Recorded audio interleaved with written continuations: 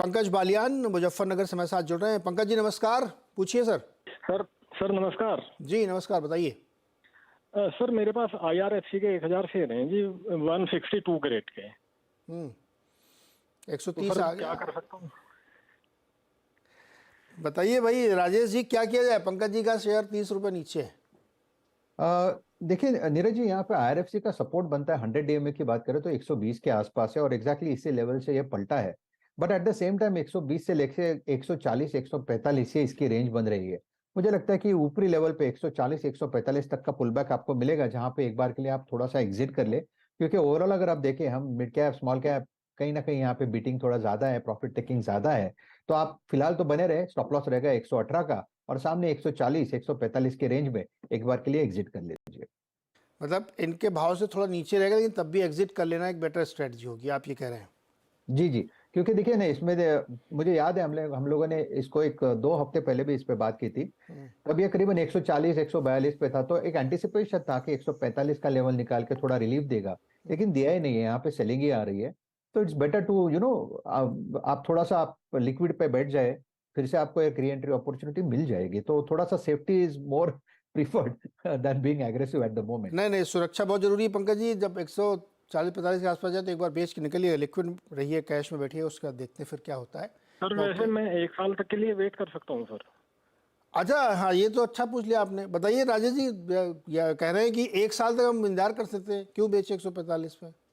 हाँ तो फिर कोई बात नहीं है। देखिए फिर आप इसमें वेट कर सकते हैं, क्योंकि जब देखिए सिंपल सी बात है, अगर सवाल पूरा होता है तो जवाब भी पूरा आ जाएगा। आपने एक साल की बात की तो हम इमीडिएटली चार्ट चेंज कर देते हैं, क्योंकि एक साल के लिए तो हमें मंथली चार्ट देखना पड़ता है। तो मंथली चार्ट के हिसाब से देखिए 180 190 से ये करेक्ट हुआ है, 120 तक ये करेक्शन होगा।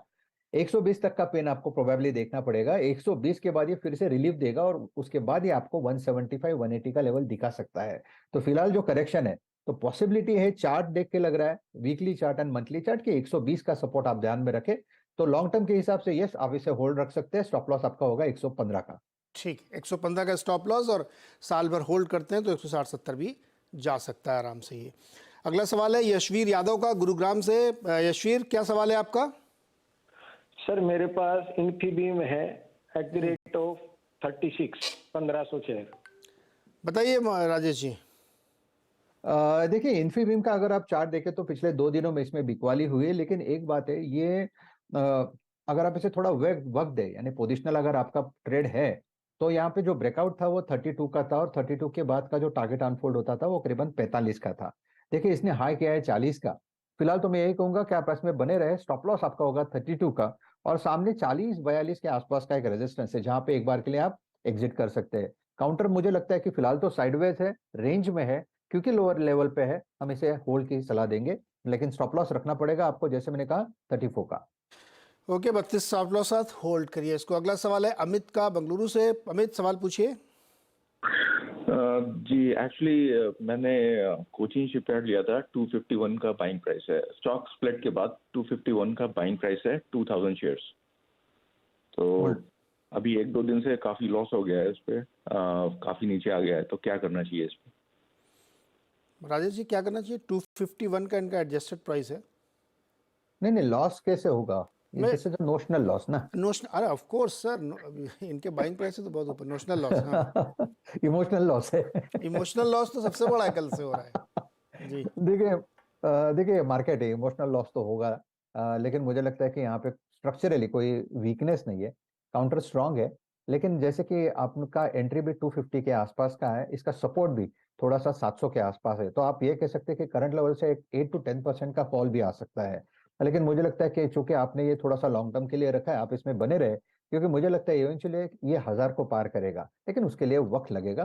तो फिलहाल तो मैं यही कहूंगा, आप बने रहे, 700 का सपोर्ट ध्यान में रखें। ओके, सपोर्ट के साथ होल्ड करिए इसको, कोई चिंता की बात नहीं है। अगला सवाल है वेंकटेश का, राजमुंदरी से। वेंकटेश जी नमस्कार। नमस्कार जी। बताइए सर।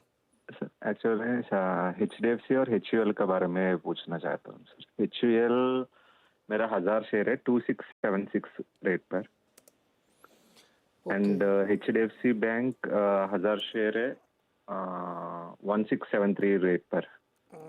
मैं 1.5 ईयर से होल्ड कर रहा हूँ सर, इसका क्या करना है सर? ओके, इंटरेस्टिंग है दोनों क्वेश्चन। अच्छा, आप एक एक करके लेते हैं। पहले HUL बताइए राजेश जी।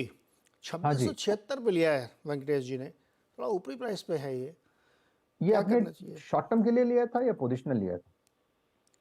नहीं नहीं, एक्चुअली लॉन्ग टर्म के लिए लिया था, लेकिन ये डे बाय डे तो गिरते जा रहे सर, इसका क्या है ऐसे? ये देखिए जी क्यों ठीक नहीं है, आई चल गॉट रहे your sir? Point, I got your point. देखिए एचयूएल का अगर आप चार्ट देखें तो 2300 के आसपास इसका 200 वीक्स का सपोर्ट बनता है।